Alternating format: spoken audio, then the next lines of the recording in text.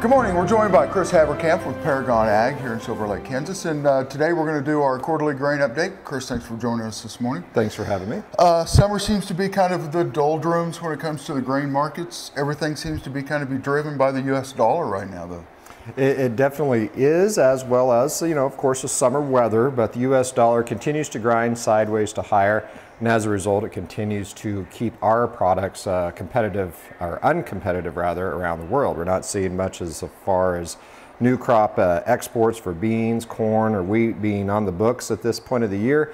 If we don't have weather to talk about, we want to talk about exports, and if we can't talk about exports, the market just continues to grind sideways to lower, especially given perfect weather condition, which is exactly what we have right now. Well, and during the summer, I spent a lot of time here with you guys, and we've seen kind of some ups and downs. The market will go up, it gives everything back in the next couple of days. Where do you see things kind of going? We do have a crop report coming out next week. How's everything kind of shaking out? Right. Well, next week's report typically isn't the primary report that we look at for this time of the year. Typically, we have everything kind of on the books, so to speak, and we're just waiting for Mother Nature to finite the final yields out there. But this year, due to the late planting situation, we had the USDA actually step in and say we're going to reevaluate or recount how many acres are out there. So this particular report, next Wednesday on the 12th, it'll be out 11 a.m. We are going to see a lot of significance placed upon this particular report as traders get a much better look at how many acres of corn and or beans we have this year. And as we move forward, that's going to be the watermark, if you will, that we trade against. And we're talking about weather issues. We look at Iowa and Illinois declaring states of emergency because we've got some areas that are still underwater as far as crop goes. What's that going to play long term as far as the Corn Belt goes?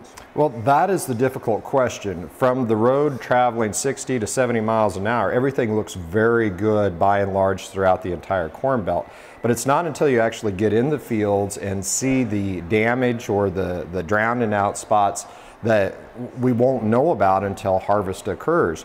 Also, concerns are about nitrogen loss. With all the rainfall that we've seen, it pushes that nitrogen down at an accelerated rate, and it just at the most opportune time, I guess you could say, for when the plant is in that reproductive phase. So if we don't have a good fill process, if there's a lack of nitrogen, we could definitely see yield being affected, but it's not going to be till after harvest that we actually know that. So again, there's going to be a lot of unknowns, some clarity possibly in this upcoming report, at least on acres, but what that yield is actually going to be, we probably won't know about until at least the December, January report. Well, for the corn guys, it's bad news, but for the cattle guys, it's somewhat good news when it comes to where our corn prices are right now. Absolutely. We're seeing the cattle guys reaping the rewards. We have ponds that are full, creeks that are running. We have ample feedstuffs. Hay is very plentiful out there. And of course, corn prices now down here at multi-month lows. Not a bad time, though, for the livestock producer to step in and take a look at their break-evens and possibly get some new crop corn on the books just in case we have a late harvest, we have an early frost, and everything starts to build, at the optimal time. And if we have all of those problems line up right at the end of the year, that's really a point of no return. We don't get to fix the 15 crop if we don't have everything work out just the way it needs to be going into the final phases of this year's crop. Perfect. We're going to take a quick break. When we come back, we're going to talk about old crop corn and old crop beans if you've got them on hand. We're watching Kansas Ag Report. We'll see you in just a minute. This segment brought to you by Kansas Regenerative Medicine Center. Your stem cells, your health, your life. Farmers Insurance, your best protection against the unexpected. Call Agent Dan Key at 785-408-5459. Grass and Grain, online or in the mail, keeping Kansas farmers informed for over 60 years. GrassandGrain.com. Blue River Traders, the finest selection of Western-style furniture for your home. BlueRiverTraders.com.